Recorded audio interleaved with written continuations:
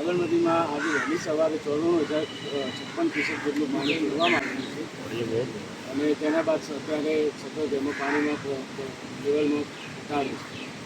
Barrage સાથે સાહેબ કેટલા ગેટ ઓપન સમાંતર ઓપન કરવામાં આવ્યા, ડિસ્ચાર્જ કેટલું છે નદીમાં, જેથી કરીને નીચાણવાળા જે વિસ્તારો છે એને અલર્ટ કરવામાં આવ્યા.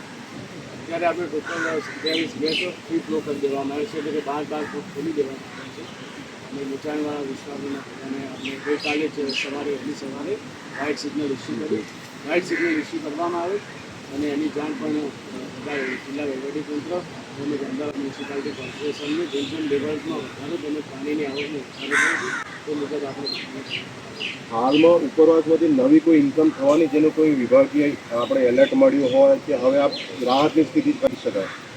જો હવે વધુ વરસાદ ના પડે તો આપણા માટે રાહતની પરિસ્થિતિ જ છે, કારણ કે સવારે 6 વાગ્યા બાદ અત્યારે લેવલમાં ઘટાડો જોવા મળે છે. 94,000 વિશે અને બાદ હવે અત્યારે આપણે 84.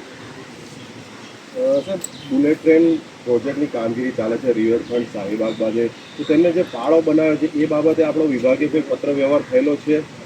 એમના દ્વારા જે પાળો બનાવવામાં આવેલો તો એ આપણે એમને ચોમાસું સિઝન પહેલાં પણ એમને જાણ કરવામાં આવેલી હતી. ત્યારબાદ 7મા મહિનામાં અને અગાઉ પાણી છોડવાનું હતું એમને એની પહેલાં પણ જાણ કરવામાં આવેલી અને એમને અગમચેતીના તકલીફના ભાગરૂપે કાલે થોડું પાળો પણ દૂર કરવામાં આવી હતી. આપણે એ પત્ર વ્યવહાર કરવાનું કારણ શું કન્સર્ન હતું આપણે?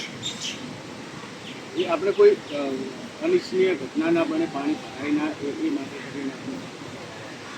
સર, આસપાસના જે ગામો છે, દસકોઈ હોય કે સાણંદ હોય, એના કેટલા ગામો જે છે ત્યાં એમની સાથે ચર્ચા કરવામાં આવી છે, કારણ કે ખેતરોમાં પણ પાણી ઘૂસવાની સમસ્યા જોવા મળે છે. કેટલા ગામો છે તે એલર્ટ પર રાખવામાં આવ્યા છે અને પ્રશાસન સાથે કોઈ વાત થઈ છે? આપણે ચોક્કસ એમાં વાત કરી પ્રશાસન સાથે જે અમદાવાદ જિલ્લાનું ડિઝાસ્ટર મેનેજમેન્ટનું આખું જે અહીંથી આપણે વહીવટીતંત્રનું ફ્લડ ચાલુ ત્યાં પણ આપણે ફ્લડ મેમોરેન્ડમ પ્રમાણે જે કામને કરવાનું થતું હોય એનું પણ લિસ્ટ આપેલું છે.